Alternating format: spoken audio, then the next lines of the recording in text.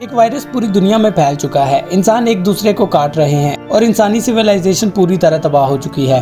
आपने ये स्कैन अक्सर हॉलीवुड मूवीज में देखा होगा और इसी से रिलेटेड 2013 में एक गेम भी लॉन्च हुआ था जिसका नाम था द लास्ट ऑफ अस, और बाद में इस पर एक नेटफ्लिक्स सीरीज भी आई थी।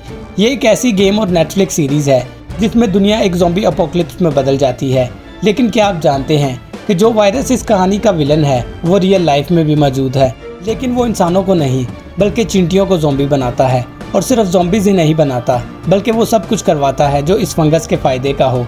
एक ऐसा फंगस जिसके पास ना दिमाग है और ना ही आँखें, फिर भी वो एक जिंदा मखलूक को अपने कंट्रोल में ले लेता है। लेकिन कैसे?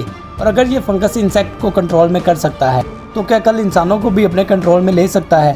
और क्या द लास्ट ऑफ अस एक फिक्शन नहीं, एक वार्निंग हो सकती है? दोस्तों, आज की इस वीडियो में हम बात करेंगे इसी फंगस के बारे में जो इंसेक्ट्स को जिंदा ज़ॉम्बीज में बदल देता है। दोस्तों, इस फंगस का नाम है अपोहियोकॉर्डिसेप्स यानी ज़ॉम्बी फंगस।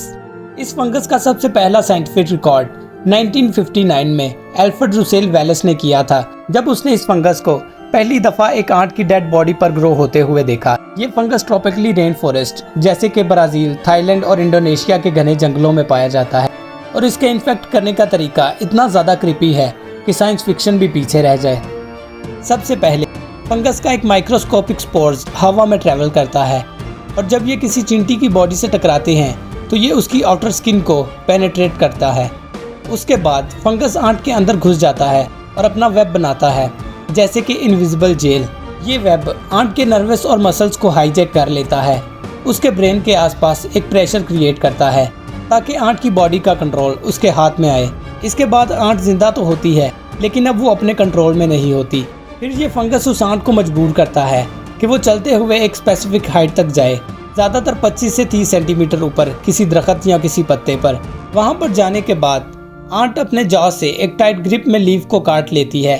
इस बिहेवियर को कहते हैं डेथ ग्रिप। उस लीफ को काटने के बाद आंट उसी जगह पर मर जाती है। आंट की डेथ के बाद भी फंगस का मिशन पूरा नहीं होता। आंट के मरने के बाद उसके सर से एक लॉन्ग स्टॉक निकलता है, एक क्रीपी सी काली सी स्ट्रक्चर। वहाँ से नए स्पोर्स रिलीज होते हैं। ये स्पोर्स हवा में फैल जाते हैं और नीचे चलती हुई दूसरी आंट के ऊपर गिर जाते हैं और ये ज़ॉम्बी सर्कल दोबारा शुरू हो जाता है। ये इस तरह फंगस को बायोलॉजिकल पपेट मास्टर बना देता है, जिंदा मखलूक के दिमाग को कंट्रोल करते हुए अपनी नस्ल आगे बढ़ाता है। दोस्तों, यहाँ पर मेन बात ये आती है कि फंगस के पास ना ही दिमाग है और ना ही आंखें, फिर ये इतना एक्यूरेट कैसे प्लान करता है? साइंटिस्ट कहते हैं फंगस न्यूरोटॉक्सिन्स रिलीज करता है जो आंट के ब्रेन के पास एक सेल्स को अलर्ट करते हैं। वो आंट के बिहेवियर को केमिकली रीप्रोग्राम करता है। फंगस डीएनए में इंस्ट्रक्शंस हार्ड कोडेड हैं। हर स्टेप, हर मूव फंगस की एवोल्यूशनरी प्लान का हिस्सा होता है। इस प्रोसेस को एक्सटेंड फेनोटाइप भी कहते हैं, जहाँ पर एक ऑर्गेनिज्म दूसरे ऑर्गेनिज्म के बिहेवियर को कंट्रोल करता है, वो भी बिना फिजिकल फोर्स के, सिर्फ बायोलॉजिकल प्रोग्रामिंग के जरिए। तो दोस्तों, यहाँ तक तो सब ठीक है, लेकिन क्या ये फंगस कभी इंसानों के लिए खतरा बन सकता है? साइंस के मुताबिक अभी तक ये फंगस सिर्फ सर्टेन आंट स्पीशीज को ही इन्फेक्ट करता है, लेकिन फिर भी कुछ फंगस एक्सपर्ट्स इससे वार्न करते हैं।